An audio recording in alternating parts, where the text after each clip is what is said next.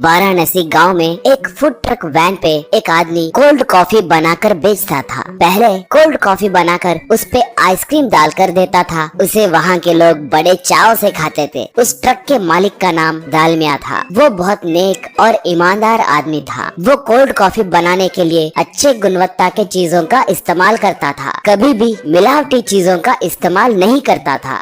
दालमिया की पत्नी का नाम गोमती और बेटे का नाम विक्की है। विक्की कॉलेज में पढ़ रहा था। कॉलेज की पढ़ाई खत्म करने के बाद से वो आवारा फिर रहा था। ये गौर करके एक बार दालमिया, बेटे, पढ़ाई पूरी होने के बाद या तो आगे की पढ़ाई करनी है या अपने पढ़ाई के हिसाब से कोई ना कोई नौकरी ढूंढनी है। ये दोनों करे बिना ऐसे वक्त क्यों बर्बाद कर रहे हो? अगर तुम्हें नौकरी करना पसंद नहीं है तो हमारे कोल्ड कॉफी का व्यापार संभालो। तुम वहाँ आए तो कोल्ड कॉफी कैसे बनाते हैं मैं सिखाऊंगा, कहा विक्की तब। बाप पिताजी, सुबह सुबह क्यों परेशान कर रहे हो? हमारी इतनी जायदाद है, कल के दिन अगर आप मर गए तो ये सब मेरा ही होगा ना। मुझे नौकरी करने की क्या जरूरत है, कहा। ये बात सुनते ही गोमती उसे थप्पड़ मारी। क्या बात कर रहे हो? ये सब उनके मेहनत की कमाई है। तुम्हें इसमें से एक फूटी कौड़ी भी नहीं मिलेगी। अगर नौकरी करना पसंद नहीं है तो जाकर कोल्ड कॉफी का व्यापार संभालो। ये और कितने दिन मेहनत करेंगे? इन्हें आराम करने नहीं दोगे क्या? बोली। इससे विक्की को बहुत गुस्सा आकर वो बाहर चला गया। 2 दिन तक घर नहीं आया। वो आएगा कहकर वो लोग उसकी राह देखने लगे, मगर फिर भी वो नहीं आया।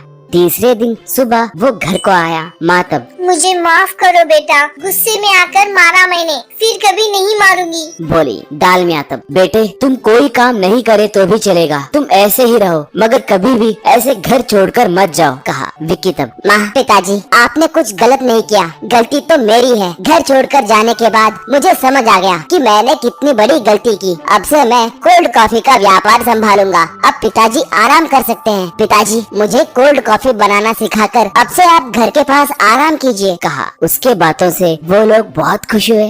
दालमिया थोड़े दिन बेटे को कोल्ड कॉफी कैसे बनाना है सिखाया। अब विक्की कोल्ड कॉफी बनाने लगा। दालमिया घर में आराम करने लगा। महीने महीने बेटा आकर उसके कमाए पैसे दिखाने लगा तो माँ और पिताजी दोनों बहुत खुश होने लगे। दिन ब दिन उसके कमाए पैसों से अलमारी भर रही थी। वो देखकर माँ, बेटे, सच में तुम बहुत समझदार हो। अब तक तुम्हारे पिता भी इतने पैसे नहीं कमाए, बोली। पिता तब, सच में मुझे भी हैरानी हो रही है। इतने पैसे कैसे कमा रहे हो बेटा? मेरे कुछ समझ नहीं आ रहा है, कहा। विक्की तब, पिताजी, मैं इस ट्रेंड के हिसाब से व्यापार कर रहा हूँ, इसलिए लोग मेरे पास बार बार आकर खरीद रहे हैं। आप अभी भी पुराने जमाने के तरीके आजमा रहे हो, कहा। एक बार थोड़े पुलिस वाले दालमिया के घर को आए। ऐसे तब, दालमिया जी, हमें आपके बारे में अच्छे से पता है। आप कितने ईमानदारी से व्यापार करते हैं हम जानते हैं, मगर आपका बेटा यूँ कुछ कहते हुए रुक गया। दालमिया तब, बोलिए सर, मेरे बेटे ने कुछ गलत काम किया क्या? वो वैसा नहीं है सर, कहा। गोमती तब, हाँ सर, मेरा बेटा कुछ गलत नहीं करता, बोली। ऐसे तब, माँ, सब अपने बच्चे को अच्छा ही कहेंगे। जब तक उनका असली चेहरे का पता ना चले वो नहीं मानेंगे। आपका बेटा उस कोल्ड कॉफी में नशीले पदार्थ मिलाकर बेच रहा है। गांव के युवकों को उसकी लत लगकर जितने चाहे उतने पैसे देकर उसे खरीद कर जा रहे हैं। मैं आपके बेटे को अरेस्ट करके जेल में डाल सकता हूँ, मगर आपके इज्जत का ख्याल रखते हुए आपको एक मौका दे रहा हूँ। आप आपके बेटे को अच्छे से समझाइए, नहीं तो हम उसे जेल में डालेंगे। बाद में आपकी मर्जी, चलता हूँ, कहकर चला गया। दालमिया और गोमती ट्रक के पास जाकर देखे तो वहाँ पर युवक कोल्ड कॉफी पीकर नशे में धुत हो रहे थे। गोमती और दालमिया जाकर विक्की को खूब पीटे और जो भी था वो सब बताए। इससे विक्की बदल गया और तब से कोल्ड कॉफी बेचते हुए अच्छे से रहने